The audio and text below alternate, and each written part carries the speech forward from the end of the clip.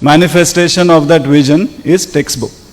And from textbook there are teachers handbooks and digital TLMs and many things. So we are going from the most abstract thing what Saklani ji mentioned in the morning to what framework aspects Ranjana ji said. Now we will see what has come on the printed paper. The next step after that was the question जो आपने पूछा था कि शिक्षक ठीक नहीं है तो ये कितना भी अच्छा पुस्तक बनाओ, द रियल ट्रांसलेशन क्लासरूम में नहीं होगा. तो शिक्षा का उद्देश्य बच्चों का परिवर्तन, the what development we want to do for children, वो होना चाहिए. So will understand textbook कैसे बनाए हैं. 3.5 साल से काम चल रहा है. मेरे प्रेजेंटेशन के 2 मेन सेक्शंस हैं. पहला section is about how we have done it. Largely कोई प्रोसेस की बात है, कुछ इंपॉर्टेंट एस्पेक्ट्स का है, अभी तक क्या क्या हुआ है उसके डिटेल्स हैं. And then the next part is lot of pictures. Textbook से मैंने बहुत सारे पिक्चर्स लिए हैं and we can talk, discuss, and after session we can have question answers.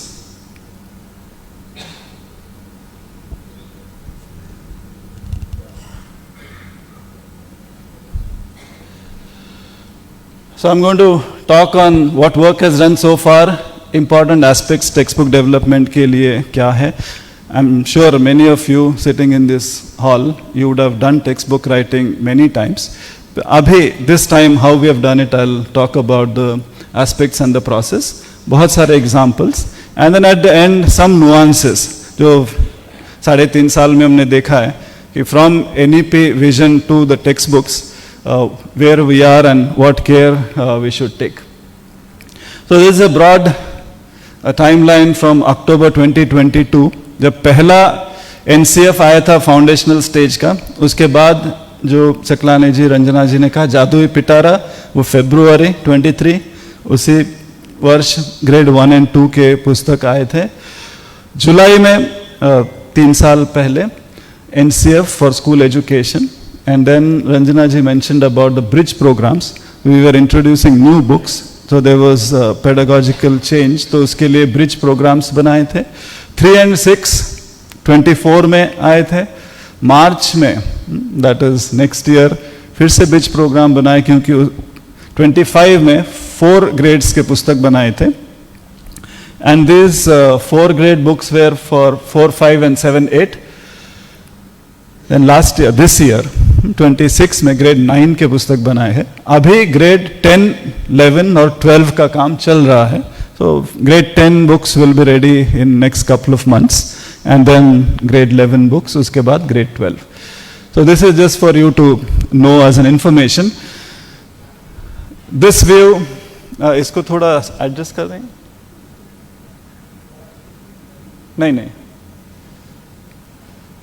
ठीक है. Okay, thank you. Yeah, so this table is a comprehensive table. कि बहुत बार जब मीटिंग में जाते थे हर बार होता है ऐसे कौन से सब्जेक्ट के बुक्स बना रहे हैं. So we have so many subjects, and if you look at grade 11 जो रंजना जी ने groups बताए थे, so now we are working on 44 subject books for grade 11. In that, these are like some grades have 2 books, some subjects have more than 2 books. किसी के 4, 5, 10 विषय हैं. तो total 270 books are there, and then many bridge programs and teacher handbooks and all that. Apart from this, books are translated in 22 languages plus R1, R2, R3 जो आपने सुना होगा recently 3 language policy के बारे में. R1, R2 भी 22 भाषाओं में NCERT से बन रही है. इससे पहले NCERT से नहीं बनती थी. Okay, so that was general information. जब टेक्स्ट बुक्स बनाने का काम शुरू हुआ आफ्टर NCF टीम में कस्तूरी रंगन जी थे. NCF तो बन गया. Now we have to translate that framework into books. How do we translate the key paradigm shifts into books? So वो एक बड़ा प्रश्न था. तो टीम तो बनी, जो सकलानी जी ने भी कहा, मोर देन कितने 3-4 हज़ार लोग इसमें इन्वॉल्व है. So we had challenge in initial grade 3 and 6 books कि ये translate कैसे हो paradigm shifts, but we have learned over now 3-4 cycles. So these are few elements. तो सबसे पहला काम है So you also know, जब टेक्स्ट बुक बनाने के लिए हम किसी को बुलाते हैं, they are all experts and they would have written textbooks earlier. So when they are subject matter expert, they know writing textbooks. तो बहुत बार ये होता है, they also know कि क्या लिखना है. But now we want to write textbooks based on the paradigm shifts in NEP. तो पर्पस किस लिए हम लिख रहे हैं नए text books. So it should not be each individuals vision of क्या लिखना है, but collective understanding of the purpose for writing. दूसरा बात, लर्नर का किसके लिए लिख रहे हैं. So I will come get have more details on these aspects. Then what exactly is changing in the textbooks. So we should have more clarity on that. And then how the change should flow. एक बात आई थी, it is top down flow. And definitely for the vision, it has to come top down. And then जब top down कर रहे हैं, in the first cycle we discovered many things. So second, third cycle में we have created many templates, guidelines, specifications. So then it was very easy. Right now we are working on 54 subject textbooks in parallel. So to have uniformity, so we have created, we have done a lot of preparation and specifications. And then ये इतने सारे लोग हैं, and if we have to manage this whole program, so I'm just is managing this chaos, so we put some process around it. So first thing, ये इसका slide ये कर सकते हैं क्या, फुल स्क्रीन में ऊपर आधा आ रहा है. yes. ठीक.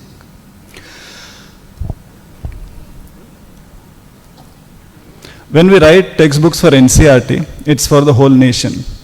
और हमें ये पता है कि जैसे हम बंगाल की बात यहाँ कोलकाता में करते हैं, ऐसे 2 दिन पहले हम पूना में थे, महाराष्ट्र SCERT और बाल भारती के साथ. और ऐसे हर अगर राज्य में हम देखें, हर राज्य का अपना एक कॉन्टेक्स्ट है. और हर राज्य में, बंगाल में भी सारे स्कूल एक जैसे नहीं है. There is lot of diversity and variation. So if you have to write single book for the whole nation, then there is no one standard. So we have to have on one side जो pragmatic approach, practical, कि किस तरह का book लिखा जाए, अभी बच्चे कैसे, अभी टीचर्स कैसे, अभी रिसोर्सेज कैसे, ये सारी बातें आती है. So we have to be practical, at the same time we have to be aspirational. ये नहीं कह सकते कि हमारे टीचर ये पढ़ा ही नहीं सकते तो ऐसा ये चेंज करना ही नहीं है, और ये नहीं कह सकते रिसोर्स नहीं है तो वोकेशनल एजुकेशन लागू ही नहीं कर सकते. So on one side we to be practical. So बहुत आइडियल नहीं कर सकते, वो इम्प्लीमेंट ही नहीं होगा. So aspirational, educationally sound versus rooted in the reality, इसका बैलेंस कैसे हो. सो ये एक इंपॉर्टेंट एस्पेक्ट था while we focus on realising the vision of NEP. ऐसी दूसरी बात, चलिए ये हर बार होता है. So when we start the textbook development work for any subject, there is a mandate document और discussion होता है. अभी नवी, for example, we have to write book for grade 9. So immediately we say grade 9 का बच्चा, this book has to be for the child of grade 9. Then the question is, grade 9 का बच्चा है कैसा? A grade 9 child from Kolkata school is different from a grade 9 child of Kolar school, जो या any rural school या एकदम mother's international जैसे premium school. So the child is different. So whom should we write this book for? कौन से बच्चे के लिए लिखना है? So that is one part of diversity of grade 9 student in our country. That is one. Second thing is, when we start the book writing process, in the first meeting, all the experts, they know that बच्चे के लिए लिखना है. Slowly we forget that. जैसे teacher को पता होता है बच्चों को क्या पढ़ाना है, ऐसे ही टेक्स्ट बुक राइटर को पता होता है बुक में क्या लिखना है टीचर के लिए. So the person who is writing becomes more important than the child. So whom to write has to be in mind till end.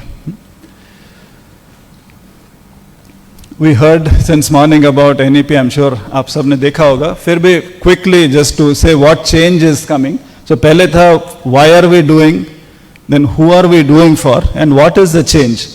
So in what is the change? This pictorially, major 6 changes. One is the 5 plus 3 plus 3 plus 4 का change है. दूसरा holistic, interdisciplinary, multidisciplinary है. Then it's about Indian knowledge system or rootedness, vocational skill education का. Then assessment of competencies and overall teacher empowerment. So these are 6 major paradigm shifts in NEP, which should translate this vision or these paradigm shifts should translate in the textbook, if not in every chapter, but at least in every textbook in the way it has to come. So this is only a reminder for us. Now this diagram is about this 5 plus 3 plus 3 plus 4. So visual imprints remain longer, right? So इसमें we've seen this 5 plus 3 plus 3 plus 4 is not, it's not about arithmetic, ना? ये पूरा 18 साल का कुछ करना है तो एक equation दे दो, and then it equals to whatever up to 18 years of education. So these stages are based on human development, जो developmental psychology होती है, how children learn at each stage. So this is important for textbook writer. If we are writing for preparatory stage, we should know how child learns, and we should also know how child is growing at that age. So what should be the focus? And similarly for middle stage and for secondary stage. So at each stage, the focus of chapter writing, if it is in preparatory stage, it is largely about the world around the child.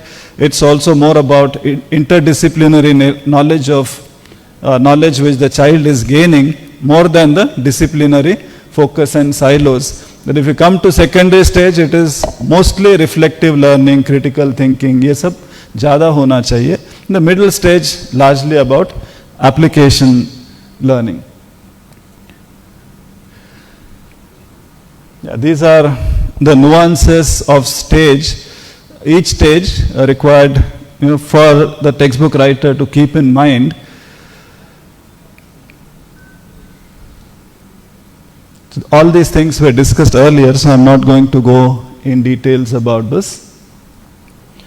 We also discussed about what are the key paradigm shifts. I've taken these 3 aspects from the textbook writing perspective. So the first one is competency over content. And this all of us know. When we say textbook, the name itself is text. Text is content. So textbook जैसे कहते हैं तो what should be the content? What chapterization? इसमें क्या देना है? That becomes more important rather than what competencies should be developed through each subject. So this competency or content. Another aspect is how do children learn? So when you talk of experiential learning or the design of competency itself in NCF has 3 components. The competency has one component is knowledge, second component is capacity or skills, and third aspect in a competency is values and dispositions.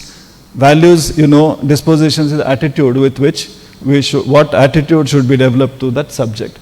So experiential learning has this focus not just on when we talk of concepts and understanding part or only the knowledge focus, we miss out on the 2 other aspects, or even the learning or understanding through doing, through experiential learning is more reinforcing and long lasting than just rote memorizing the definitions of concepts.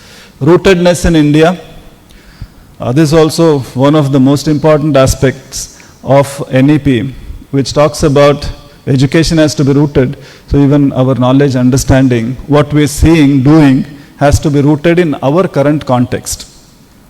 Textbook development में हमारे साथ एक professional editor है, उनसे जब बात हो रही थी, she has worked for many years in Canada, तो उन्होंने पहली बार हमारे पुस्तक देखे. पहले वाले भी वो यहीं से पढ़कर चंडीगढ़ से है, तो उन्होंने वो जब कनाडा में थे तो she said that when I open the books there, they look very Canadian. और जब भारत के पुस्तक हम खोलते हैं, so वो they don't look totally Indian books. अभी बंगाल के शायद बंगाली लगते होंगे, स्टेट्स के बुक्स तो फिर भी ज़्यादा स्टेट रूटेड है. So when our books have to be rooted in our context. So there are many aspects of what is rootedness, what is IKS. NCF का एक chapter cross-cutting themes में IKS and rootedness है. So we had many discussions on what is Indian knowledge systems and what is rootedness, what is knowledge of India. So these things are now becoming more and more clear. Initially, people talk about whether if we talk about food or any traditions, is that IKS, or talk of systematized knowledge, that is IKS. So ये confusion थे शुरू में. So now we are more clear on what we should have in terms of rootedness in India. ये diagram Ranjana जी ने बहुत अच्छी तरह से समझाया था. 11वीं 12वीं में the scheme is changing, so there is no streaming. कोई साइंस का बच्चा, कॉमर्स का बच्चा, आर्ट्स का ऐसे नहीं होगा. Children can choose anything. If child who wants to do medical can choose physics, chemistry, biology and psychology. या कोई स्पोर्ट्स पर्सन है, कोई संगीत जानता है, तो वो फिजिक्स, केमिस्ट्री, बायोलॉजी और एंड म्यूजिक ले सकते हैं, डांस ले सकते हैं. So that choice is there, that freedom is there. So this choice is with 2 restrictions. They have to take 2 languages. Out of these 2, at least one has to be of Indian origin, and then the other 4 subjects can be taken from any of these 3 groups. They can't take all 4 from one group, so they have to take 4 subjects from at least 2 groups. And this is specifically made to ensure that children don't specialize in 11th and 12th. Today children don't have choice to say learn humanities subject when they are in science, or children from humanities, say somebody learning music wants to learn the science of sound. Today that option is not there, but with this flexibility they will have that option. So we have seen these first 3 things कि क्यों करना है. And क्यों करना है, I just forgot to say one more thing. Initially, when we discuss, everybody is clear. We are writing these books because we have to get these paradigm shifts from NEP, NCF. But जैसे धीरे धीरे आगे बढ़ते हैं, वो भूलते जाते हैं. So we should be anchored on that purpose till we do the final CRC of the book. Then there are these other 3 parts I'll discuss. The flow of change. Now, flow of change, how it should happen. So this right sequence from NEP. NEP has given, the policy has given the vision. NCF has given the framework. Now from NCF, syllabus. Syllabus provides the detailing on what should go, and then the content only adequate, just enough content to develop that competency. If, for example, in social science, we have to develop competency where child is able to analyze different sources of history and create some interpretations. So we should think about what content is required, and same for art or same for vocational education. So content should not drive the learning outcomes. We should not first write the book or chapter and then say isse bacche kya seekhenge. And this happens. In reality, most of the time when we sit for writing textbook, because it is text oriented, so first chapterization hota hai and then we write the learning outcomes. So the right sequence is flowing down from competency, what competency we have to develop, and get just enough content for it. Ranjana ji showed this flow down, but it is important to really understand that NCF, when NCF was getting designed, there were a lot of discussion on what should be the aim of education. आज सुबह भी वो बात हुई थी, शिक्षा किस लिए चाहिए. तो शिक्षा का उद्देश्य, ये जीवन का उद्देश्य होना चाहिए, और जीवन का not just about one individual, but समाज का जो विजन है, राष्ट्र का जो विजन है, उससे शिक्षा का विजन aligned होना चाहिए. And then from the aim of education, हर विषय का, गणित क्यों सीखना है, लैंग्वेजेस क्यों सीखने हैं, साइंस क्यों सीखना है, सोशल साइंस क्यों सीखना है. If you read the NCF first page of every chapter on every discipline, the first page talks about, for example mathematics सीखना है to develop the mathematical, computational abilities, mathematical intuition, ability for the child to understand the patterns and ability to express the patterns. ये mathematics इसलिए सीखना है, not to solve say just quadratic equations या solve करना है. That is more of a practice based rote learning. So this aim of the curricular subject, and then it flows down to at each stage फिर गणित में preparatory में क्या सीखना है, middle stage में क्या सीखना है, and secondary में. So this flow down, the book, writing book has to start with this, and also after writing the book we should ensure कि जो भी हमने book लिखा है, it is developing these competencies. There is another form of stating that sequence. So when we are writing chapter, focus on competencies, not on content. Content has to be just enough. Experiential learning and assessment has to be for the competency and not what is given as information in the book. Very quickly on preparations and the process we have followed. So while these textbooks were designed, एक होता है incremental change. Text है, आप लोगों ने भी शायद लिखा होगा पहले टेक्स्ट बुक था, हमने जब हम पढ़ाते हैं, so we find out there some problems in that, so we can do incremental change. The other thing is we can rethink the whole textbook in a very different way, reimagine. So this textbook teams, their initial workshops were on imagining how the new textbook should be. And they spent several hours, sometimes days, discussing on how the textbook should be. And while they worked on this in the initial workshops, सारे states के team ने text book देखे हैं, बंगाल के भी text book देखे हैं, केरल के, महाराष्ट्र, गुजरात, तमिलनाडु, अनेक स्टेट से टेक्स्ट बुक देखे. Then we also looked at books from different countries, कि how for example geography is taught in France, very beautifully they teach geography there. So there was this one round of research on best elements from different textbooks and even different reference books, like psychology for example. There are some very nice reference books. Most of the psychology books are actually very boring, but some reference books are very interesting. So we took some elements. So this imagination of book was the first step, and it has many aspects including content flow, the type of pedagogy we should have, deductive approach karna, inductive approach karna hai. So those things were there. And then another important aspect was the references and sources. When we write textbooks, it's important कि कौन से source से हमें information लेना है. All of you know today, हम ऐसे jokingly कभी कहते थे कि if anybody says, for example, language की बात थी, whole language approach हो या 4 block approach हो या whatever approach you take, if you decide on one approach, you can find hundreds of research papers on that. अगर whole language approach है, you can get 100 research papers. If you feel whole language is not good, you will get 100 research papers for that also. So we should know clearly what are the sources and references from which we have to derive the content. हमने बहुत सारे documents किए हैं. जब आप लोग when you start working on this, if आपको अगर चाहिए तो we can share. There's a very nice mandate document, process documents, chapter templates, guidelines, pedagogy or assessment के checklists है. Then IKS integration. Many times we don't know what is IKS and how to integrate.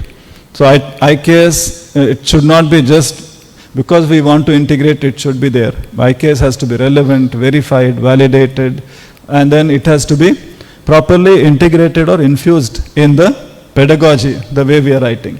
And then cross-cutting integration, जो रंजना जी ने भी 6 aspects का कहा था. So we have guideline on how the visual should be, what type of inclusion in terms of gender, region, and various aspects, including technology, should be there. So we have guidelines for all these things, and these things help the textbook writers for faster completion and better quality. We have also done, the process has many steps, but the process was done based on all our experiences, and we keep refining this with every iteration. So what works? So this first thing was kick-off meeting या शुभारंभ जब होता था, what all things we should tell, so that like we are having, this is an orientation, you are listening to what has happened in NCERT. So likewise textbook में क्या क्या आना चाहिए and how, what are including timelines to who is doing what, तो वो सब initial शुभारंभ meeting में जब हमने किया, so it was very useful. Similarly, we have syllabus के templates थे, then chapter outline writing was also very useful, including for cross-cutting linkages. Like in sports science, physical education, there's anatomy, physiology, science में है, so we knew what are the linkages across by writing the chapter outlines. And then there's many types of reviews. NCERT textbook, sometimes you also might be hearing in newspaper. So whatever we write in NCERT textbook becomes a reference. People refer, whether it is in UPSC exams or even in court cases, people refer to NCERT books. या NEET का कोई question आगे पीछे होना है, this is what is in NCERT. So we have to be very careful what we are writing is accurate, has references, and also it has all the elements of NEP what we want to bring in, right from the rootedness to cross-curricular linkages to experiential learning to competency-based assessment. तो सबके लिए different types of reviews we have. So you will see there are more rounds of reviews than the rounds of writing. But that's how the chapters are developed. Okay, so till now it was what we have done, like the textbook development कैसे किया है. Now actually अभी तक के textbook में क्या क्या आया है, so lot of pictures now. So yeah, Ranjana ji ने भी एक picture दिखाया था. This is only up to middle stage. Now 9th books are also there. This picture when you see, we also have there in our office. So you will see it's very colorful. That is one first impression about the new books. Lot of visuals, very connected visuals, and through visuals lot of learning, and most of the visuals are rooted. ये भारतीय context के सारे visuals हैं. सकलानी जी ने भी कहा कि ये पुस्तक सारे भाषाओं में ट्रांसलेट होते हैं, तो ये अभी मशीन ट्रांसलेटेड एंड वेटेड है, तो बहुत सारे अभी भी गलतियां हो सकती है, इसको और अच्छा हम कर सकते हैं. ये बांग्ला के पुस्तक आप सब देखना चाहिए, बांग्ला में लिखे, और आपके कमेंट्स भी हमें दीजिए. These are some assorted visuals. मेरे ऐसे कोई सीक्वेंस नहीं है. I have just pulled out few things और यहाँ रखे हैं समझने के लिए. हर पुस्तक में अबाउट द बुक एक सेक्शन है, और अबाउट द बुक सेक्शन में ये पुस्तक को पढ़ना कैसे है.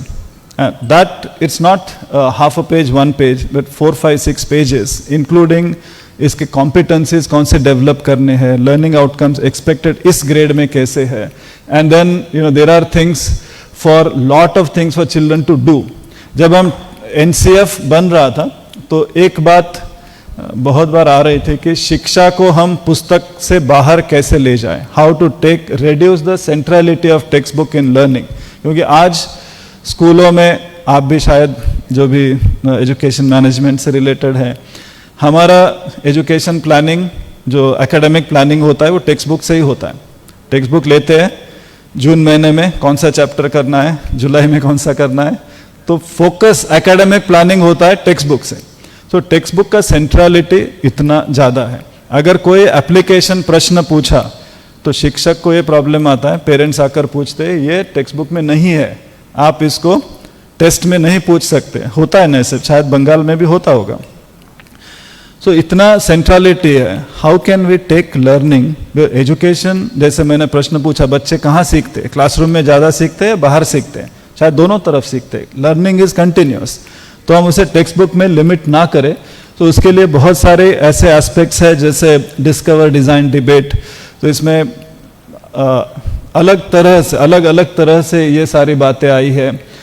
फैसिनेटिंग फैक्ट्स, जो भारत की विविधता है, भारत के सिर्फ एंशियंट नहीं, अभी भी जो फैसिनेटिंग फैक्ट्स भारत के बारे में है, और हमारा scientific heritage, Indian knowledge system. ये सिर्फ वेद उपनिषद, यही इंडियन नॉलेज सिस्टम ऐसा नहीं है. Indian knowledge system has very wide the hundreds and thousands of systematized knowledge elements, including astronomy से लेकर मैथमेटिक्स है, एग्रीकल्चर, लिटरेचर, म्यूजिक, खेल, हर विषय में.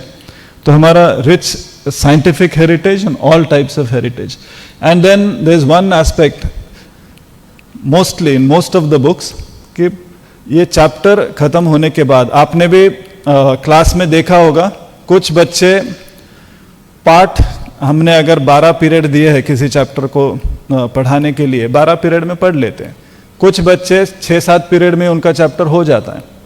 कुछ बच्चे 12 पीरियड के बाद भी समझ नहीं पाते. तो जो बच्चे फास्ट हैं उनके लिए और भी आगे, या कुछ बच्चों को किसी स्पेसिफिक विषय में रुचि होती है, इंटरेस्ट होता है.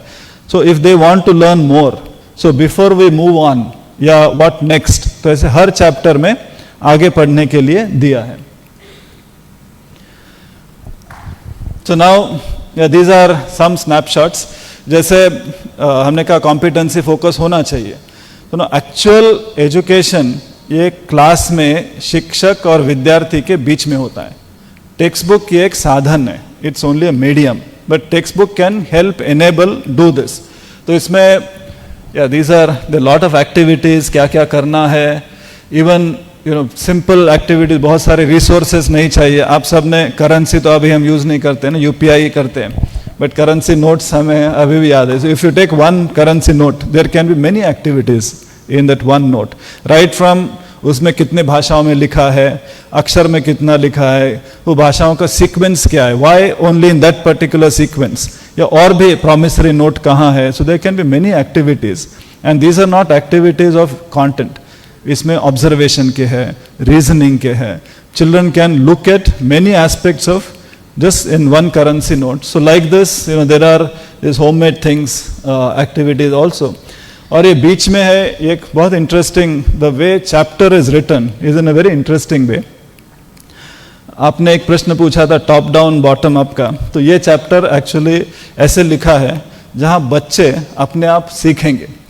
तो वाटर साइकिल एक सिंपल कॉन्सेप्ट है कि बारिश आती है, बारिश कहाँ से आती है, एंड लाइक दैट. तो ये चैप्टर में ये कहा गया है कि बच्चों को आप रोज डेली बाहर जाकर देखिए और अनुमान लगाइए, गेस, कि आज बारिश होगी क्या नहीं होगी, और जो भी आपका अनुमान है और एक्चुअल रिजल्ट क्या हुआ इसका रिकॉर्ड कीजिए.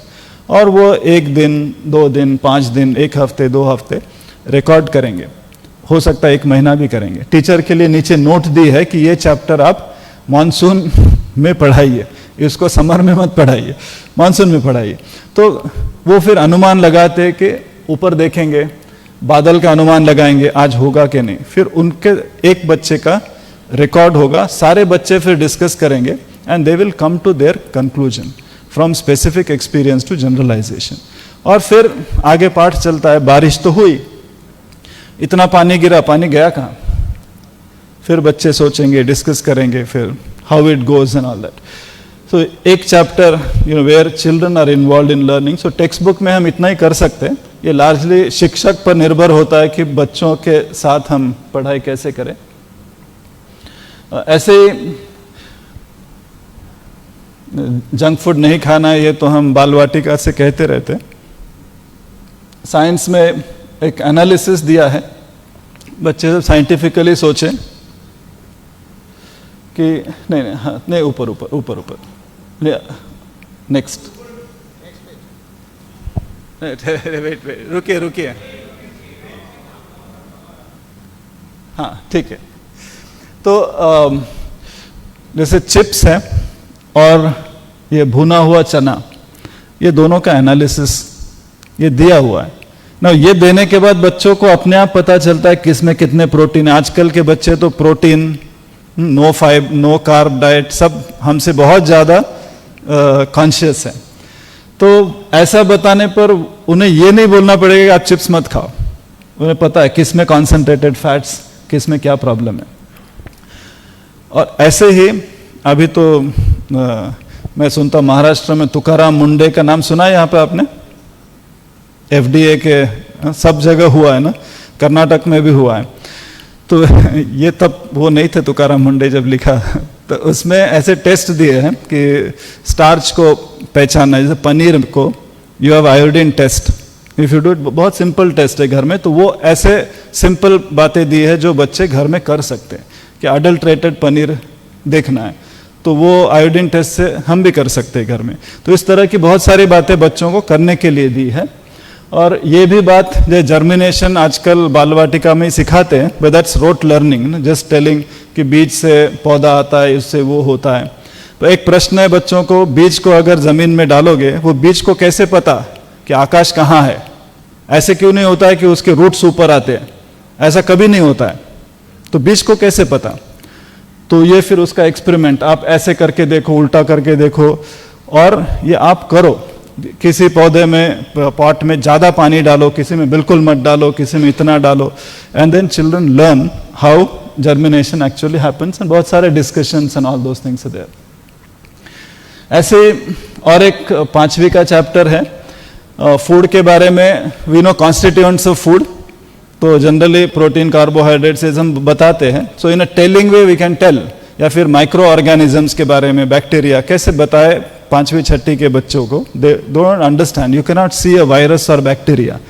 तो ये समझाने के लिए एक फूड डिटेक्टिव्स की तरह चैप्टर लिखा गया है, जहाँ पर बच्चा स्कूल में अपना शुक्रवार को टिफिन बॉक्स भूल जाता है, और 2-3 दिन बाद, छुट्टी के बाद आने पर जो डब्बा खोल के देखता है तो पराठे थे, पर अभी पराठों पर कुछ सफ़ेद कुछ काला आ गया है। तो फिर बच्चे पहले वो सोच रहे, ये पराठे में तो ये नहीं था, ये कैसे आ गया? फिर अपने दोस्तों के साथ, मित्रों के साथ वो डिस्कशन करते, फिर टीचर के पास जाते। तो whole chapter goes like this, ये पूछते टीचर ये कैसे हुआ, ये सफ़ेद क्यों है, ये ग्रीन क्यों नहीं है। फिर वहाँ से वो चैप्टर घर में जाता है, फिर घर में इडली करते हैं, उत्तप्पा करते हैं, तो what is east, what is fermentation. फिर वहाँ से हाइड्रेशन, जो स्टोरिंग, हमारे पिकलिंग कहते हैं ना, ड्राइंग, पिकलिंग, ये प्रोसेसेस, तो ये घर में सब सोचना करना, इस तरह से चैप्टर लिखा गया है। There is another chapter where एक ग्लास में if you put ice cubes, बाहर से पानी आता है, हमने भी देखा है। तो बच्चों को ये कहा गया है कि ये ग्लास पोरस है क्या? बर्फ तो हमने अंदर डाली थी, बाहर पानी कैसे आ गया? And children start thinking, and then the whole concept of condensation is spoken to them.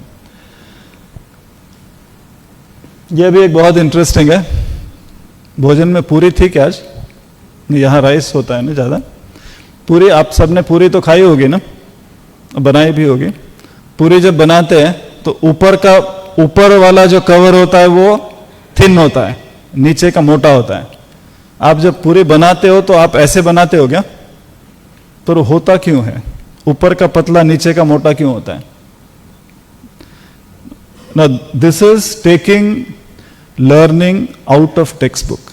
Make textbook window for learning. तो ऐसे बहुत सारे बातें टेक्स्ट बुक में दी है, जहां बच्चे टेक्स्ट बुक से शिक्षा को, लर्निंग को टेक्स्ट बुक से बाहर लेकर जाए। ऐसे यहाँ पर है ये हेल्थ का, बच्चों को प्रश्न पूछे कि आप जब बीमार होते हो तो होता क्या है आपको?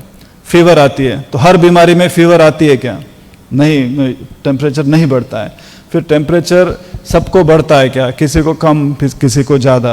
तो इस तरह के प्रश्न है, बच्चे फिर डिस्कस करेंगे, and slowly they will start understanding कि there is something happening to you, and that's why body is reacting to those aspects. और फिर पूरे चैप्टर में ये प्रोब एंड पॉन्डर से शुरू होते हैं, and even in the syllabus science का, it's not topics but it's the questions. So which questions children will understand, learn for those competencies.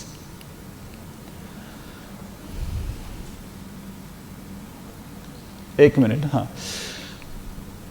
Next few slides are to tell the importance of visual elements. There are a lot of visual elements in the book. यहाँ पर ये गणित का, दोनों भी गणित के ही है, एक थोड़ा बड़े क्लास के, एक छोटे क्लास के. तो छोटे क्लास के गणित के पुस्तक में मार्जिन्स होते हैं ना बुक में, तो margins can be kept empty, but ये ऑथर ने she has put lot of games in the margin. बहुत सारे चैप्टर में गेम्स हैं। तो आप इमेजिन कीजिए बच्चे टीचर क्लास में पढ़ा रहे हैं, जब पढ़ाई उनके जो भी लिखना काम हुआ वो पुस्तक, हमने देखा है कि बच्चे पुस्तक खोलते हैं और गेम खेलना शुरू करते हैं, and this game is related to the concepts which are taught in that chapter. और ऐसे बहुत सारे पजल्स दिए। मैथ्स में भी ऐसे बहुत बच्चे होते हैं जो गणित जल्दी समझ जाते हैं, उनको इंटरेस्टिंग बातें चाहिए, तो बुक के पीछे बहुत सारे ग्रेडेड प्रोग्रेसिव पजल्स दिए हैं। यहाँ पर दिस विजुअल, इसमें 2-3 बातें, एक तो मैथ्स में आर्ट का इंटीग्रेशन है, at the same time rootedness भी है, रंगोली किस तरह बनाते हैं, the process of even geometric formation. This again, the few examples of text and visual together making sense. यहाँ नीचे जो ट्रेन, टॉय ट्रेन या whatever ऊटी में या दार्जिलिंग में है ना, तो ये ट्रेन का एग्जाम्पल, एक बेंच में 3 बच्चे बैठते हैं, एक बोगी में 20 बेंच है और 3 बोगी है, तो टोटल आपके कितने क्लास एक साथ ट्रेन में जा सकते हैं। So children can relate to this and और बहुत जगह ये न्यू एज कार्टून में इसको कॉमिक स्टाइल में भी कुछ बातें दी है जो बच्चों को अच्छी लगती है।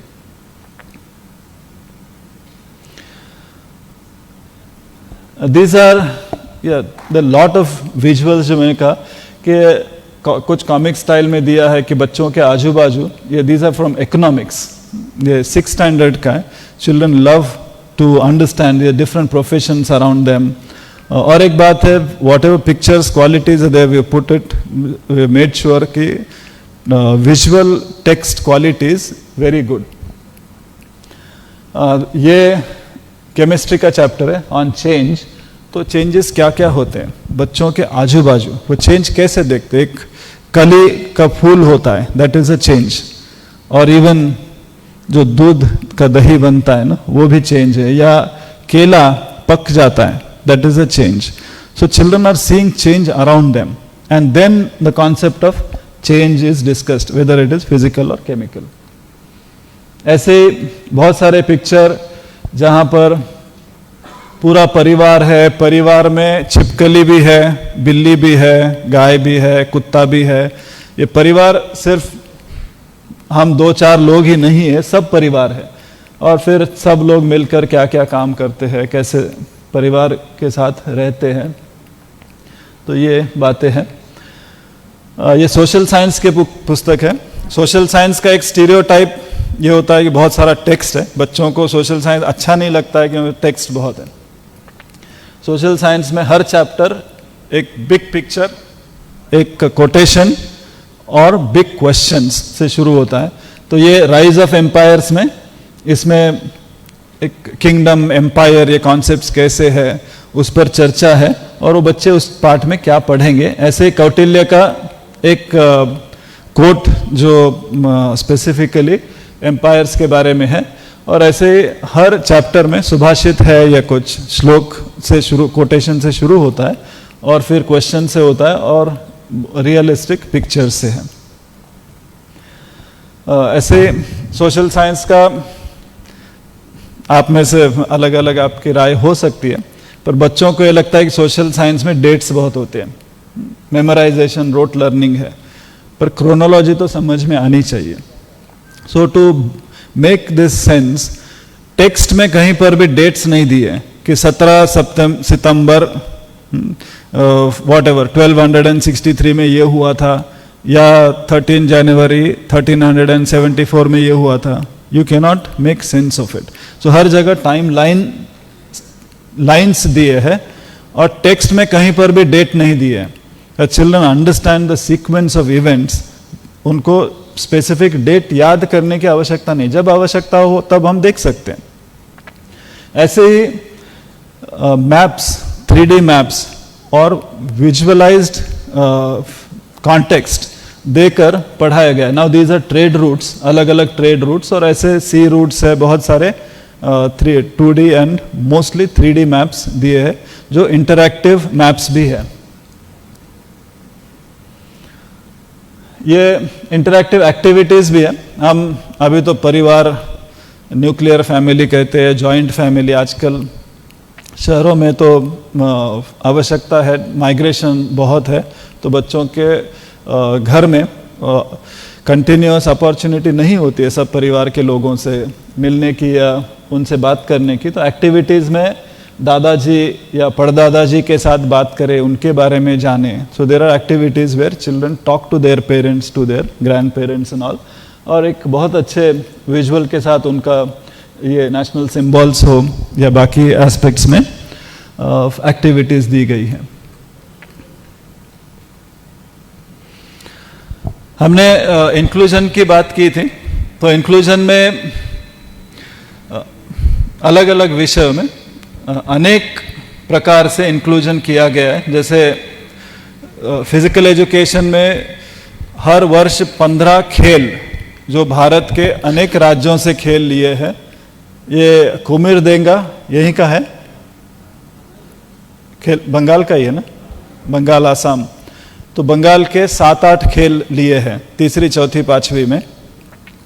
और ऐसे डाइवर्सिटी में अनेक प्रकार की डाइवर्सिटी है, जिसमें एक एग्जाम्पल लिया है पगड़ियों का। जब हमारे यहाँ मैसूर पगड़ी होती है, फेटा, वैसे हर जगह अलग अलग पगड़ियाँ हैं।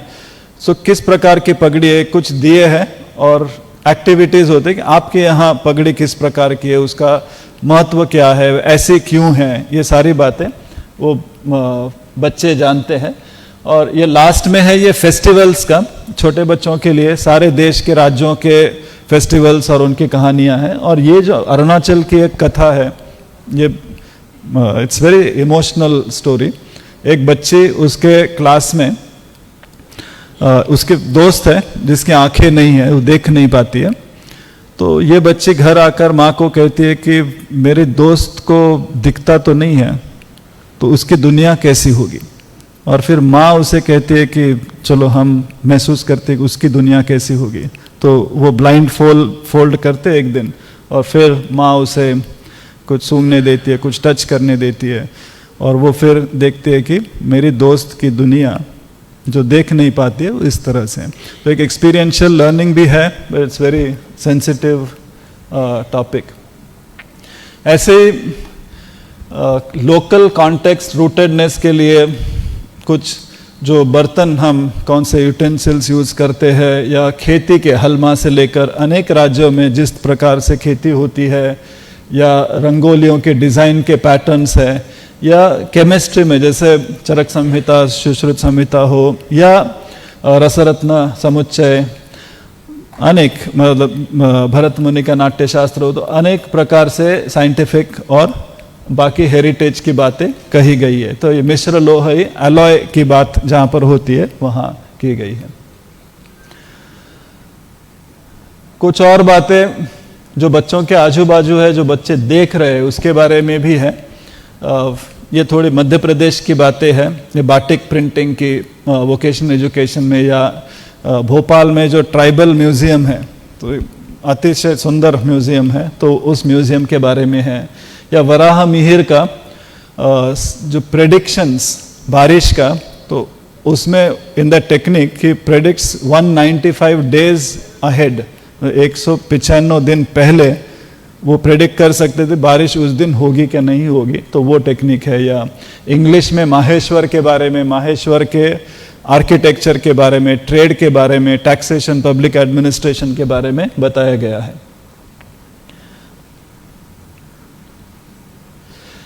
ये क्रॉस करिकुलर इंटीग्रेशन के कुछ एग्जाम्पल्स हैं। सुबह चकलानी जी ने और रंजना जी ने कहा है कि इंटीग्रेशन होना चाहिए। तो इंटीग्रेशन में ये 2-3 एग्जाम्पल्स है। एक फ्रैक्टल्स का, जो महादेव का मंदिर है खजुराहो में, आपने अगर देखा होगा वो मंदिर का मंदिर, तो वो एक फ्रैक्टल्स का एक सुंदर आर्किटेक्चर है। तो वो आर्किटेक्चर के बारे में कहा है, तो बच्चे दोनों भी जान जाते हैं कि आर्ट भी जानते हैं और फ्रैक्टल्स के बारे में भी समझते हैं। ऐसे ही सबसे पुराना ये चौतीसा यंत्र है, तो एक मैजिक स्क्वायर कहते हैं इसको, 4x4 का। तो ये भी खजुराहो में जैन टेम्पल में, पार्श्वनाथ मंदिर में, तो इसके बारे में भी मैथ्स भी है और अपने हेरिटेज के बारे में भी जानते।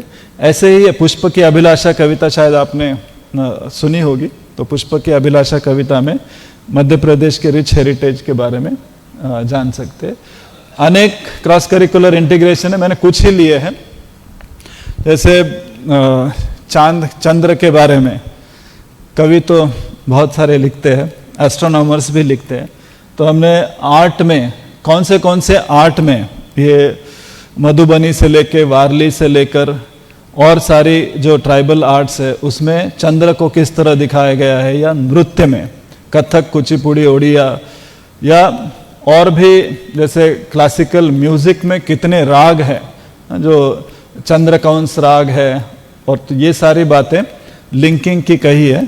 और कुछ बातें हिंदी की कविता में भी फेजेस ऑफ मून के बारे में दी है, एस्ट्रोनॉमी में भी दी है, और ये आर्ट में भी है। और यहाँ पर क्रॉस करिकुलर इंटीग्रेशन, ये इन्वायरमेंट पक्षियों के बारे में संवेदनशील है, पर वो खाते क्या है, मटेरियल क्या बना है, तो इस तरह की अनेक एस्पेक्ट्स इंटीग्रेट किए हैं। और एक फैसिनेटिंग फैक्ट भी है, और एक मैथ्स और भक्ति का एक इंटीग्रेशन है।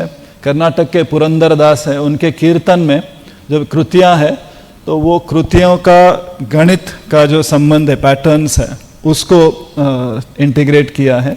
और रीजनल कंटेंट भरपूर है, हर स्टेट का रीजनल कंटेंट है। कुछ यहाँ पर एस्पेक्ट्स दिए है जो क्रॉस करिकुलर भी है और रीजनल इंटीग्रेशन भी। जैसे पेड़ों की अम्मा जो तिमक्का, उनका इन्वायरमेंटल अवेयरनेस है और हिंदी का भी पाठ है।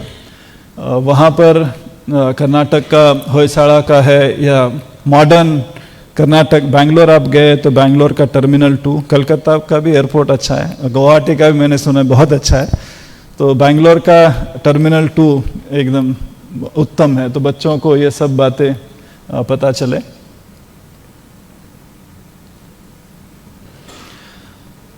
कुछ डाइवर्सिटी इन एक्सप्लेनिंग, तो पिक्चर के साथ कोटेशन हो, जो अरबिंदो का कोटेशन ऑन जोग्राफिकल डाइवर्सिटी हो, या रानी अब्बक्का का एक story, it is in the comic style, giving all the heroic deeds of Rani Abbakka. मैं अभी थोड़ा फास्ट जाता हूँ, बाद में आपको प्रश्न है तो आप पूछ सकते हैं। ये थोड़ा रीजनल बंगाल, आसाम और नॉर्थ ईस्ट का, जैसे चाऊ के बारे में इसका 2-3 बार आया है, तो सारे एनिमल मूवमेंट्स और डांस के बारे में दिया है, तो वहाँ पर चाऊ के बारे में है, और भी जो मोर, शेर के डांस के बारे में, ओवरऑल नॉर्थ ईस्ट के डांसेस के बारे में है।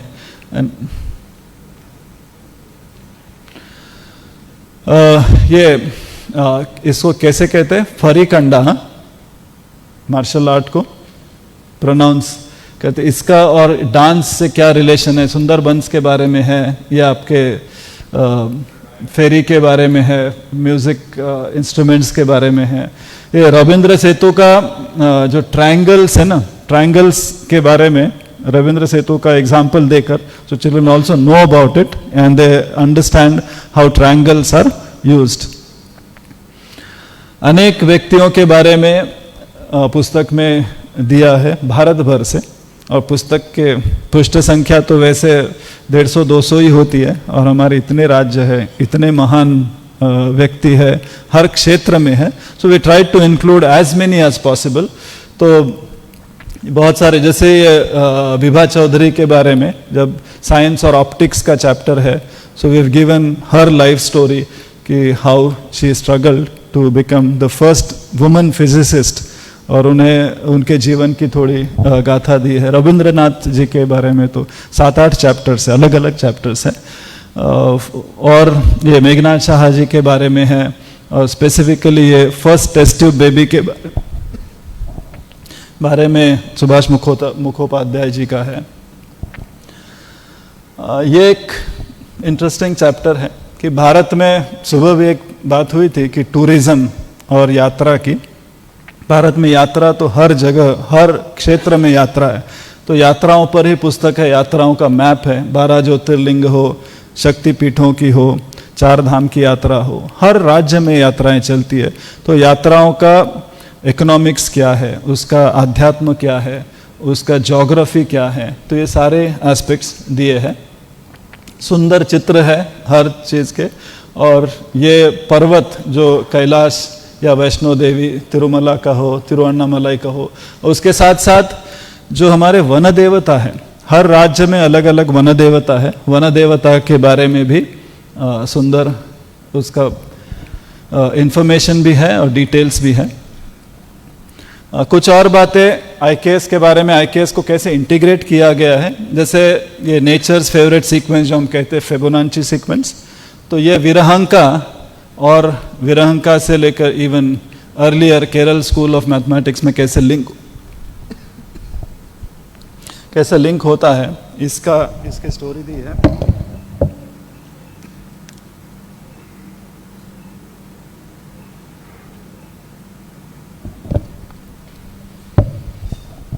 मैं यहाँ कुछ बातें दी है जो स्पेसिफिक चैप्टर के साथ ग्रेड 6, 7, 8 में है। गणित में एक और हम ये कहते हैं कि भारत ने जीरो दिया है, पर ये जीरो का हिस्ट्री ऑफ जीरो, ये जीरो जनरली ऐसे ही नहीं आया है कि किसी ने एकदम जीरो इन्वेंट किया। वो ईशोपनिषद में जो शून्य की कल्पना है, वहाँ से फिर म्यूजिक में आया, म्यूजिक से कविता लिटरेचर में, पाणिनि में आया, उसके बाद एस्ट्रोनॉमी में आया, उसके बाद मैथमेटिक्स में आया। So it's a very interdisciplinary thought which comes and then उसके बाद आज तो हम देखते हैं कि जीरो के बिना डिजिटल थिंकिंग ही पॉसिबल नहीं है। सो वो बच्चों को एक स्टोरी के रूप में स्टोरी ऑफ जीरो दिया है। और इसी तरह से शुल्ब सूत्र हो या इवन जो पाई को हम जानते हैं ना, value of pi is like 3.142 light. तो जब पाई की वैल्यू यूरोप में हुई तो उससे 300 साल पहले माधवा ने एक ब्यूटीफुल सीरीज, जो मैथ्स के पता नहीं कितने लोग हैं, 1/3 का एक बहुत सुंदर सीरीज है। तो वो सीरीज भी बच्चों को मैथ्स में इंटरेस्ट आने के लिए स्पेसिफिकली दिया है। ऐसे अनेक इंक्लूजन्स हैं जो रूटेडनेस को विथ वेरीफाइड, रेलेवेंट, पेडागोजिकली अलाइंड कैसे ला सकते हैं। तो सुभाषित तो हर चैप्टर्स में है, but they are linked with the concept we are talking. और जो साइंटिस्ट एकदम पुराने साइंटिस्ट ना हो, इवन मॉडर्न साइंटिस्ट जैसे गोपालन जैसे 500 इंडियन फूड का उन्होंने एनालिसिस किया है, या अन्नामणि का, इवन टुडे हर instruments, very simple instruments for weather forecasting, so we can look at that. और ये इंडियन एस्ट्रोनॉमी का chapter, it took more than 1 month for all great professors जो अभी इंडियन नॉलेज सिस्टम में और फिजिक्स के हैं, दे स्ट्रगल टू अलाइन। कभी हम नक्षत्र, घर में तो नक्षत्र कहते हैं, पर मॉडर्न साइंस में ओरायन या अलग अलग स्टार्स आकाश में देखते हैं। How children can connect these to. तो ये एक बहुत अच्छा प्रयास किया गया है for children to not think Indian knowledge system ancient है and then modern knowledge system is something different. Multilingualism के बारे में रंजना जी ने कहा था, ये टेक्स्ट बुक में, हर टेक्स्ट बुक में, अगर साइंस का भी टेक्स्ट बुक हो उसमें तमिल या बांग्ला, उड़िया, हर लैंग्वेज के एस्पेक्ट्स इंटीग्रेट किए हैं। और वो कहानियों में भी है और एक्टिविटीज में भी है।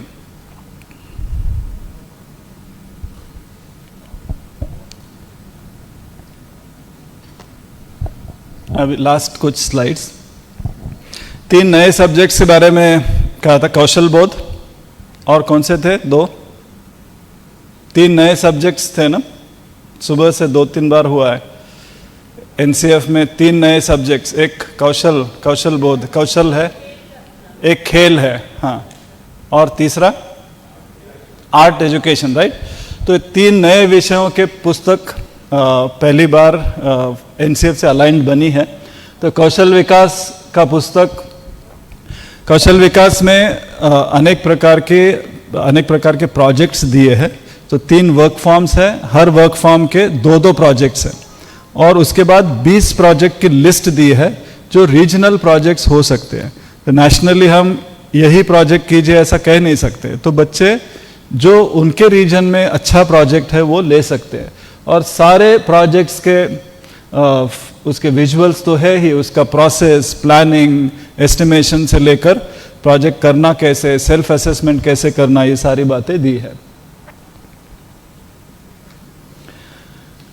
खेल में 4 यूनिट्स हैं। खेल का जब पुस्तक लिखा जा रहा था तो एक कठिनाई ये थी, जैसे अगर गणित का पुस्तक इंटरेस्टिंग बनाना है या सोशल साइंस का बनाना है, बहुत अच्छा लिख सकते था कि बच्चा they are engaged with the book.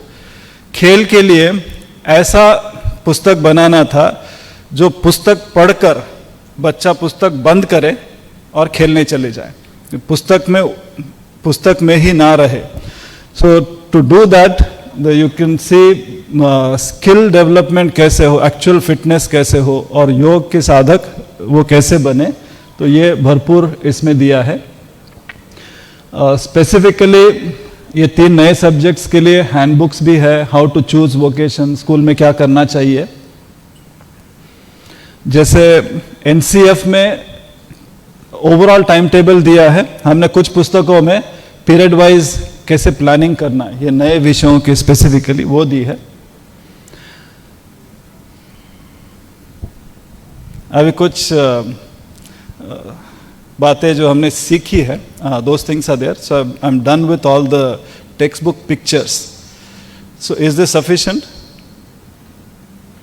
कुछ और थोड़ा सा क्विकली देखना है क्या प्रॉब्लम्स आए थे। सब स्तब्ध हो गए, करें 2-3 स्लाइड्स। जब टेक्स्ट बुक लिखे जा रहे थे सबको ये पता था कि हमें कॉम्पिटेंसी फोकस करना है।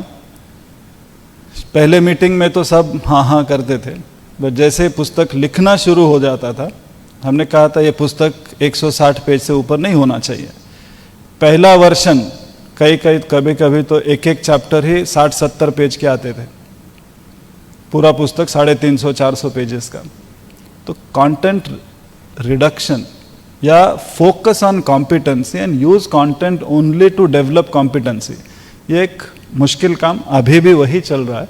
अभी भी सबका फोकस ये आना चाहिए। मैग्नेटिज्म आ गया तो इलेक्ट्रोमैग्नेटिज्म क्यों नहीं आना चाहिए, वो भी बच्चों को चाहिए, नहीं तो जेईई का एग्ज़ाम कैसे देंगे। या पॉलिटिकल साइंस में कॉन्स्टिट्यूशन के साथ और कुछ आना चाहिए। हिस्ट्री में ये रीजन का दिया, वो रीजन का भी आना चाहिए, ग्लोबल भी आना चाहिए, ये टाइम पीरियड का आना चाहिए। वो ये सारी बातें कंटेंट फोकस्ड है। So it's very difficult to tell everything, but if we teach children how to learn and give them pointers, they can learn outside. तो ये कॉन्सेप्ट हमें टेक्स्ट बुक से कैसे लाना है, तो ये एक कठिनाई अभी भी है। दूसरी लोकल फ्लेवर की, इसके कई अच्छे उदाहरण भी है कि जैसे टेक्स्ट बुक लिखा गया है। कई पुस्तकों में इंग्लिश के अनेक पेड़ों के नाम या फूलों के या फलों के नाम होते, सब्जियों के नाम होते। जैसे बांग्ला में नाम है, किसी बांग्ला का बच्चा, बंगाल का बच्चा अगर इंग्लिश टेक्स्ट बुक पढ़ रहा है और उसको इंग्लिश में रिच गॉड कहेगा, एकदम समझ में नहीं आएगा। जो भी रोज भाजी मार्केट सब्जी मंडी में जो देखता है वो नाम एकदम वो कनेक्ट कर पाएगा।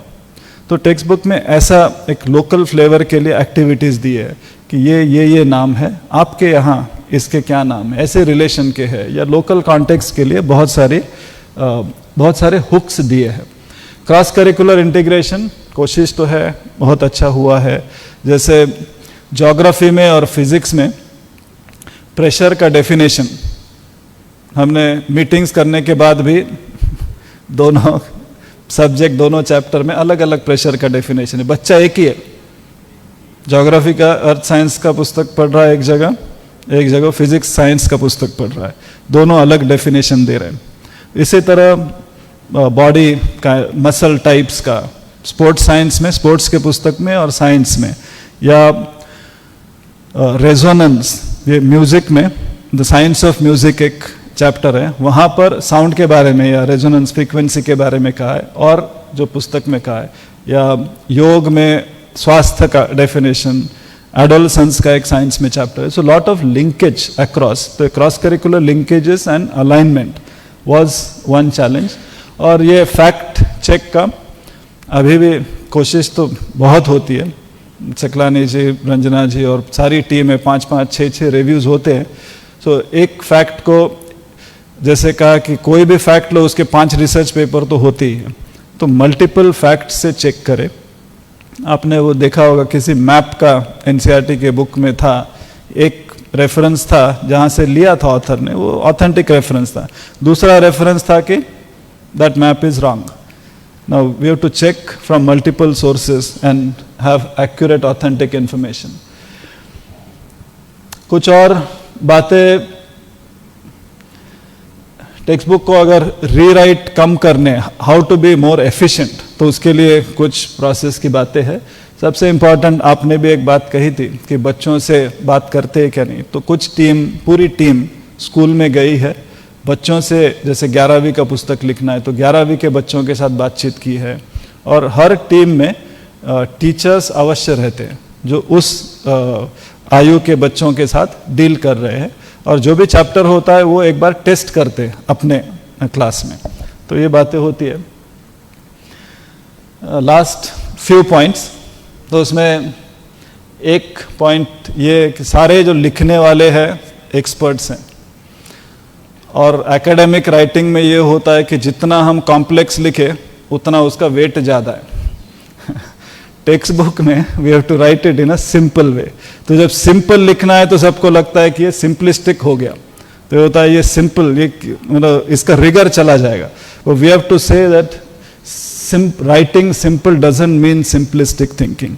बच्चों को जो समझ में आया वो उस तरह से लिखना है, but deep ideas can also be conveyed bye simple language. और दूसरा, हमारे टेक्स्ट बुक में हम सारा आंसर देते हैं और बाद में क्वेश्चन पूछते हैं. जनरल हमारा education is about answering, education is not about questioning, but learning is about questioning. So we should have questions first and then inductively arrive at the answer. So these are few things which we have seen. Anyways, yeah, I think education is not just about textbook, it's about lot of things. A good education is about institution, teachers, parents, sab hai.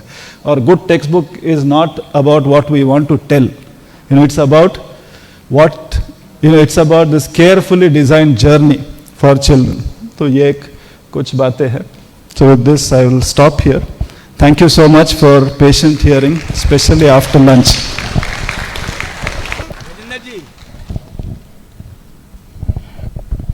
एक mic तो चलाओ. हाँ चलाओ. अच्छा, आपको तो बहुत बहुत धन्यवाद.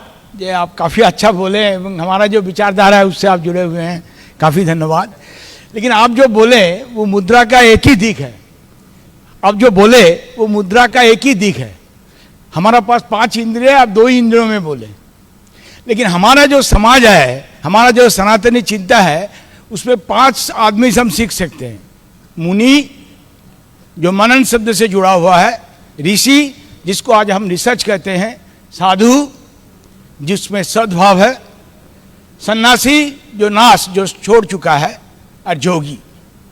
तो हमारा ये आग्रह है आपसे, जब आप ऐसा कुछ कीजिए, ये किताब बंद कर दे, उसका में फिर कुछ ऐसा कीजिए जो हमारा और सब इंद्र है उसका भी काम में लाए.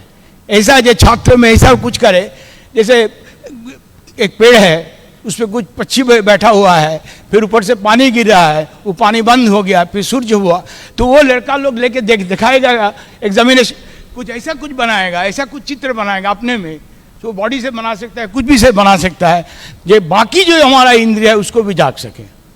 इस पर सोचिए.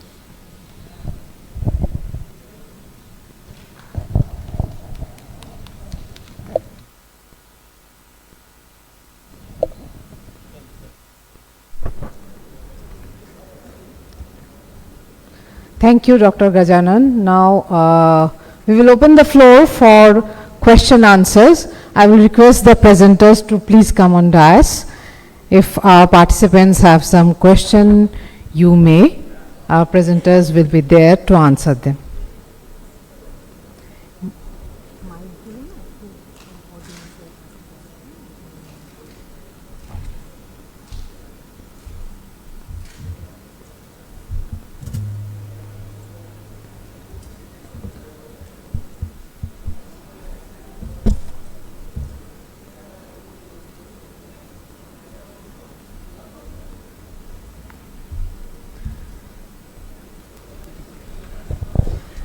This session may go for 10 to 15 minutes, and thereafter we will have our last phase of valedictory session.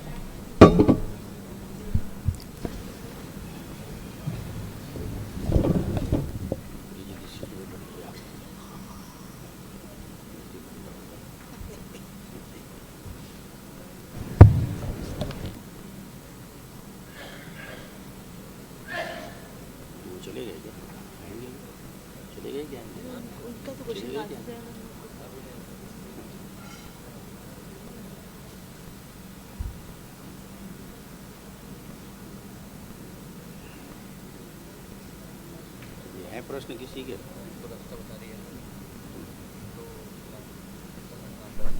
If you have any question, please ask.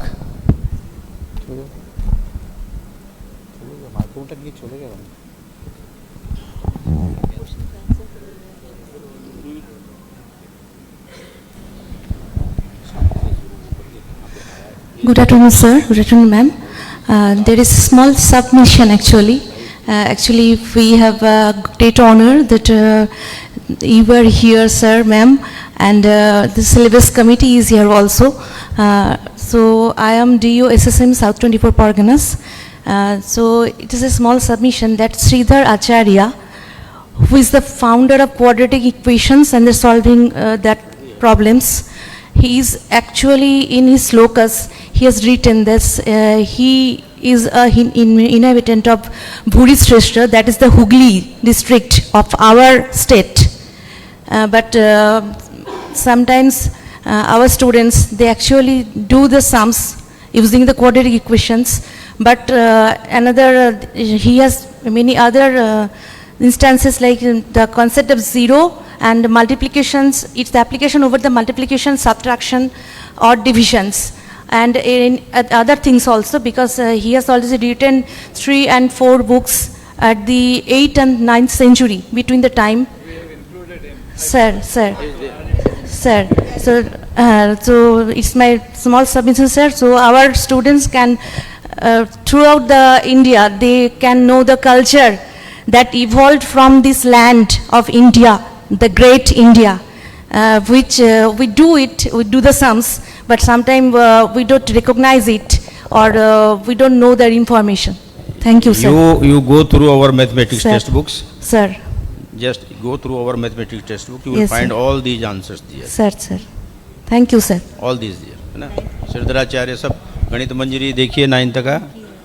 हमने किताबों के नाम भी ऐसे रखे हैं, गणित मंजरी रखा है देखो, है ना? तो ये है उसमें सब कुछ है। More context you can include in your text. So that is the detail you can include in your text. You can also share. हाँ, And you, and this is also a request for all of you, we would have missed some certain things, or we might have limitations on including in the printed textbook. But we can definitely include additional things in teacher's handbook, so that teachers can take it when they go to the class. So you can share more, or others also can share, great things about Bengal, which we might not have included. So this is a request for all of you.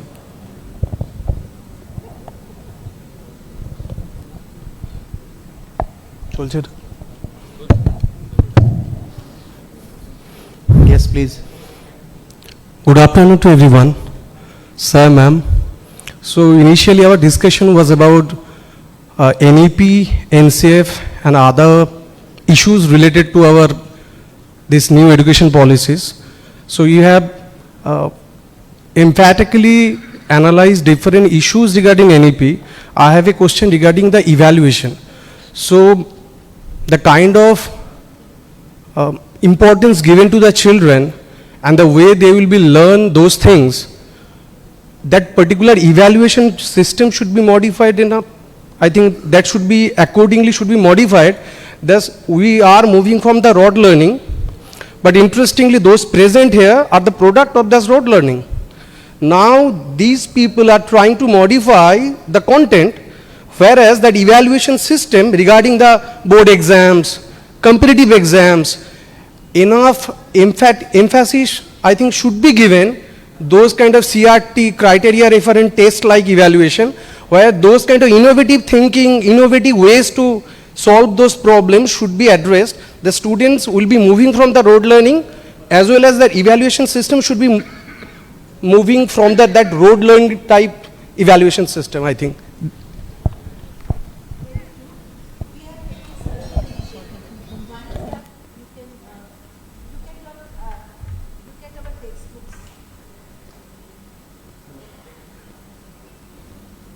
Hello. So first of all, you look at our textbooks, you will find that the way we have developed our exercises and questions, they are entirely competency based, and they promote critical thinking rather than rote memorization. So you will not find recall type of questions in our textbook. So first initiative we have taken this. Then also you all have implemented holistic progress card as it is written here. So of course for holistic progress card there are rubrics, because without rubrics if you will assess, that will not assess the holistic development of children. So only cognitive. So rubrics are there to assess what child, how child is doing and what child is doing. So second is holistic progress card. Now third step we have taken, that we are talking to board now. So even recently we had a meeting with CBSE on this assessment issue, and we are trying to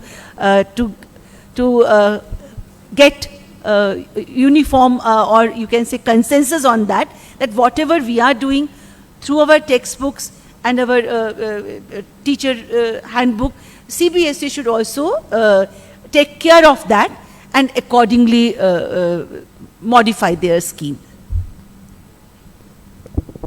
Moreover, you see that capacity building program for HPC is being organized all over the India, state-wise also. So West Bengal, I think there is already has taken place from 17th. I was supposed to come in that, but I could not come because I have to be here for this purpose.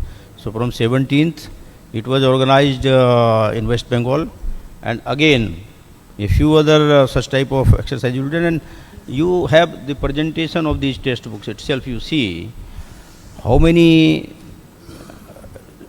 things are there in pictorial form to understand rather than to memorize. You have seen integration perfectly, whether it was this solar system or that the architectural things, the mathematical points, all these have been included to make the things understandable rather than just memorizing. So that we are drifting away from that, and then the exercises, activities are also there. So students will be assessed like that. Questions will be, now it depends on the framing of the questions. So the boards will have to be trained for that, and that training programs are going on. Parakh is organizing trainings and meetings of the boards. We have 68 boards, and different type of patterns of assessment are there. But then the competency based, when we say competency based learning, then assessment is also being scheduled, but it will take time. Mindset will take time, and you know that whatever we are doing today, we have been educated from the old system, but even then we are learning and doing. So this is the process, ever going process. So this will happen, and when the textbooks are fully implemented and the teachers are trained, then the assessment will also happen, and it has started already being changed. Okay. Ma'am, may I just add one? I think you have done focusing on 8 schedule, and you have focused on a 22 schedule languages. Interestingly, if you have kind of a channel or maybe medium, I think it's a request from me, from a Bengalis, that as we have, as multi-equal focus as the given in the same way, I think if you have a kind of channel or medium to the appropriate authority, just it's a request from every Indian who have a who doesn't have a mother tongue like Hindi or English, Bengalis, Assamese, Gujaratis, they should have the interviews of the biggest civil service examination in their mother tongue also. as Hindi and English. It was, Given enough importance in those civil service exams or national based exam, interview skills, I think there is a kind of language barrier always in the interview. So interview, I think NCERT and other appropriate nodal agency, I think they have that, those personnel who are trained in those languages as well as Hindi or English. If you are a kind of channel or video to ask the listening. we are communicating this, but this is not in NCERT's hand. We have the faculties, that's why we are developing the textbooks, and then there are channels also. Channels means broad PM e-Vidya channels, 200 channels. Each states are allotted those channels dedicatedly, and you can run your matter on that. You can feed up that. But as far as the civil services and all this is concerned, we always suggest, but the implementing bodies are different. We can suggest, we are also suggesting NTF that when the NEET and all these exams are being taken place, should be must necessarily be based on NCERT curriculum only. So this is a higher education point where I always used to say that we should have joint working groups with higher education, and then this cross linkages must be established, linkages with higher education. Since the student is passing the grade 12th exam, and a certain portion of questions in such exams are set, that it is assumed that they have already done IIT. I have raised these questions many times. Why are you asking such type questions? Such questions are promoting the coaching centers only.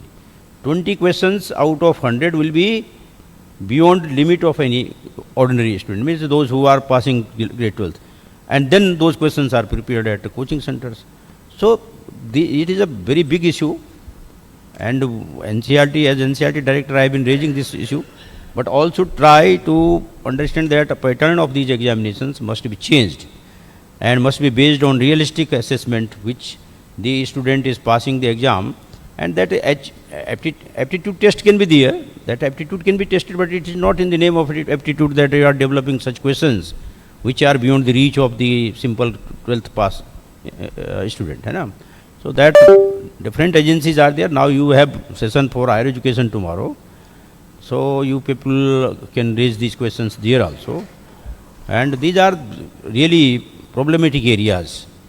समस्या वाले हैं ये काम, इनको करने में बहुत change करना पड़ेगा सबको, अपनी अपनी बाउंड्री छोड़नी पड़ेंगी.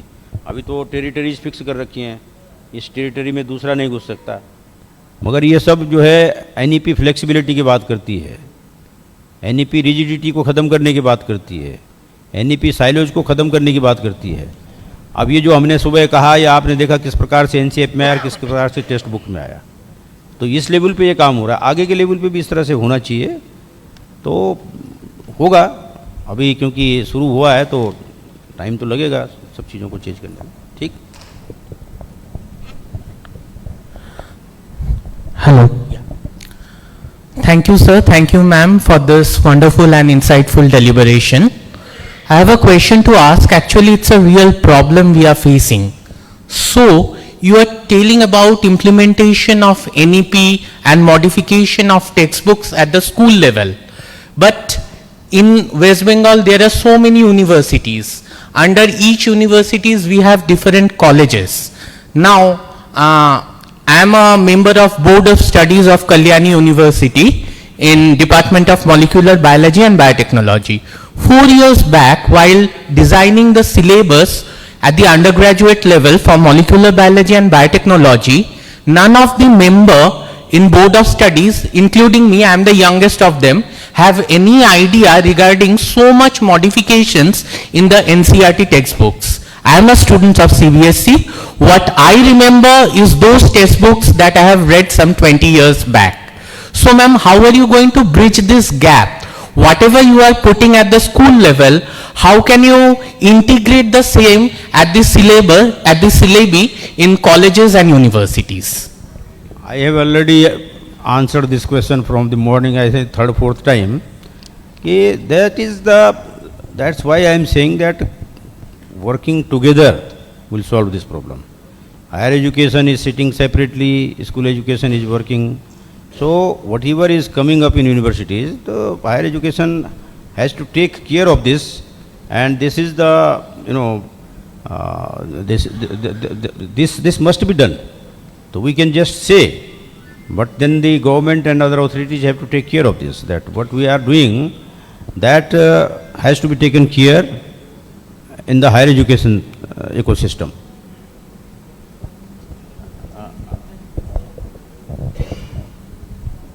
मुझे लगता है कि सर ने इसका आंसर कर दिया है. ये ग्रेजुअल प्रोसेस है.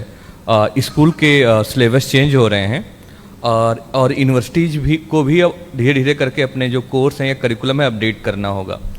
अनडाउटली इस यह जो प्रोसेस है काफ़ी स्लो है यूनिवर्सिटीज़ के लेवल पे, but we don't have any option. अगर यूनिवर्सिटीज़ अपना करिकुलम नहीं अपडेट करेंगी तो वो कम्पिटेंसी, वो एम्प्लॉयबल स्किल जो है इनकलकेट नहीं कर पाएंगी यंग जनरेशन में. इसका मतलब जो इसका साइड इफ़ेक्ट है सोसाइटी में दिख भी रहा है और वो प्रेशर आ रहा है. जो आपने बात कही कि इसको यूनिवर्सिटीज़ में लोगों को नहीं है, बट जब मुझे लगता है कि 4 या 5 साल लगेगा अभी जब हमारी जनरेशन लगातार नए करिकुलम को पढ़ कर तैयार होना शुरू होगी, और उससे मुझे लगता है कि through society and through other medium universities पर भी प्रेशर बनेगा कि वो कैसे अपने आप को अपडेट करें. एटलीस्ट जो कुछ यूनिवर्सिटीज़ ने अपने आप को अपडेट करना शुरू किया है. जो ज़्यादातर प्रॉब्लम है वो स्टेट यूनिवर्सिटीज़ में है, जहाँ का जो प्रोसेस है थोड़ा सा ज़्यादा कॉम्प्लेक्स है. मुझे लगता है उनको भी अपना ये जो वर्किंग है थोड़ा सा चेंज करना होगा. Say changing school part is more easier because we have only 68 boards, but we have 1,200 universities. Right, sir. Right, sir. Thank you, sir. Thank you very much, sir. इसके अलावा हमने जब बात हो रही थी, शायद मैंने लिखा था कि इस सेशन में भी वाइस चांसलर्स को आना चाहिए था. बिल्कुल सर, बिल्कुल. तो मैंने तो लिखा था, अपने उसमें लिखा था कि वाइस चांसलर और जो अब बीएड कोर्स चलाते हैं, हम टीचर ट्रेनिंग की बात करते हैं, टीचर, हाँ, तो वाइस चांसलर्स को और कम से कम जो बीएड के कॉलेज हैं उनके प्रिंसिपल्स को सबको आना चाहिए था इस सेशन में, तो उनको लाभ होता और फिर वो समझते कि क्या हो रहा है. तो आगे जब कभी होगा तो फिर मैं इसीलिए बोल रहा हूँ कि पूरा एक इकोसिस्टम एजुकेशन का एक करने की ज़रूरत है. ठीक है ना. बहुत बहुत धन्यवाद sir.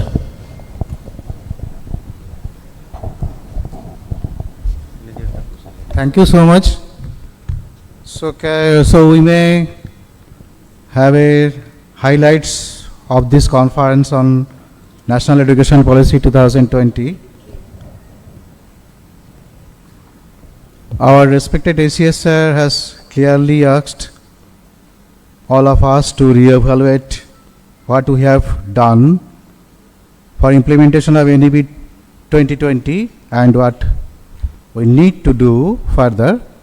This will give us a clear roadmap for effective implementation of National Education Policy 2020 and NCF National Curriculum Framework 2022 for foundational stage and 2023 for school education. The Secretary School Education Department shared his school experiences and said that the child's context is very important. Unless we understand children, we wouldn't be able to bring changes. Also, we need to utilize the potential technology to reach out to everyone.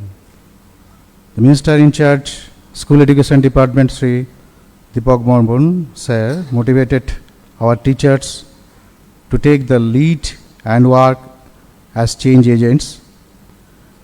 They have a greater role to play in the implementation of National Education Policy 2020. Honorable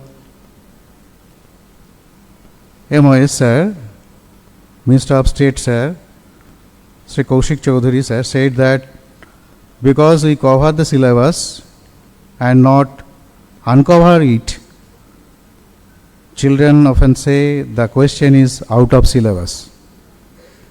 So the teachers must uncover the syllabus with children and no one will say the question is out of syllabus.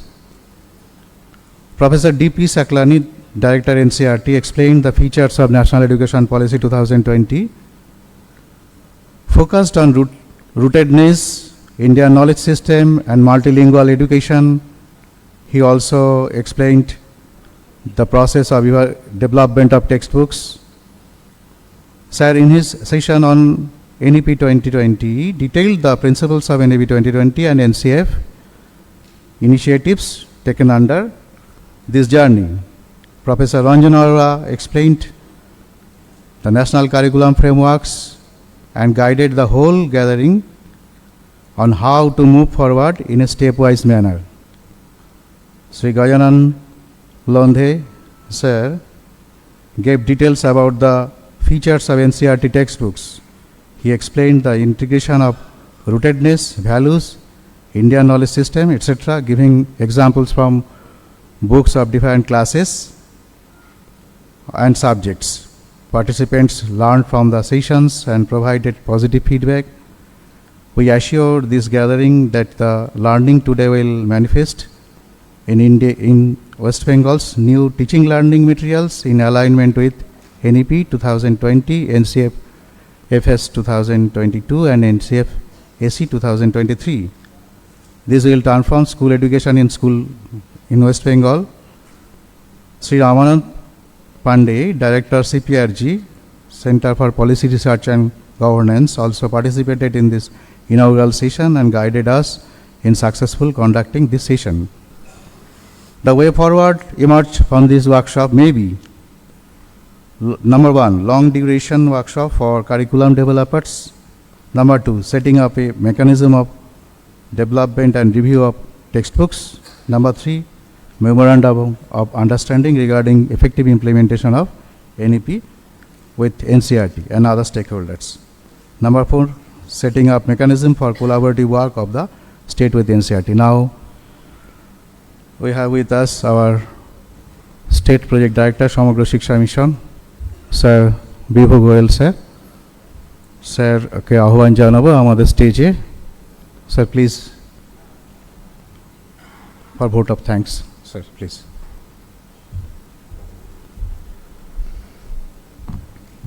Dr. D.P. Saklani ji, Director NCERT, and their team, Ranjan Arora ji and Gajanan Londe ji. We are very privileged, and thank you would be a small word, but just I would like to say that NCERT से हमें जो सवेरे से directions मिली हैं और इसको बहुत ही अच्छी तरीके से रामानंद पांडे जी ने और बहुत ही अच्छी तरीके से इसको रामानंद जी ने इसको ब्रीफ किया in various snippets. What I would like to say is that from the morning, when we started the discussions, the whole, I think, point of view was focusing on why we lagged behind in implementation of the NEP 2020 and NCF 2022. What I could understand after discussing with some of my colleagues was we are not discussing कि हम लोग पीछे कैसे रह गए, but हम इस चीज़ को आगे कैसे आगे लेके जाएंगे. So the whole shift in the workshop, I think, of one day has been that in principle, obviously we had amassed what we need to do, but now we are in the path कि हम जो भी चीज़ें हमें NEP में बोला गया है उसको जल्दी से जल्दी हम grassroots level तक कैसे लेके जाएंगे, and obviously taking care of the entire ecosystem, right from all the officials, school teachers, DIs, DEOs, district magistrate office और हमारे जितने भी बच्चे हैं उन सबको साथ में लेके जाएंगे. I thank all of you for giving us the entire day. I know it's a very busy schedule for all of us, but still you have come here, you have fly down here, and my sincere thanks to the Honorable MIC, Honorable MOS, who have also guided us in the inaugural session. Additional Chief Secretary साहब पूरे दिन यहाँ पर थे, अभी just आधा घंटा पहले एक और parallel meeting चल रहा है, is there in the conference hall only. So my thanks to the entire organizers for doing this very good sessions starting from the day. Or sir, from end of the Government of West Bengal, I can only say that this is just a beginning of a long journey that we will be undertaking it under your guidances, and we will keep on interacting. कल इसका दूसरा दिन है हमारी workshop का. Tomorrow is the second day in which Higher Education Department along with the Honorable MIC will be there, and we will take part in these deliberations so that the vision which the Honorable PM has and the Honorable CM has seen for the entire country and the state in specific can be translated into the execution of the things that you have told. Thank you very much, sir, and looking forward to all of you that whatever has been told, discussed, can be implemented in the our schools and in the districts. Thank you very much. Namaskar.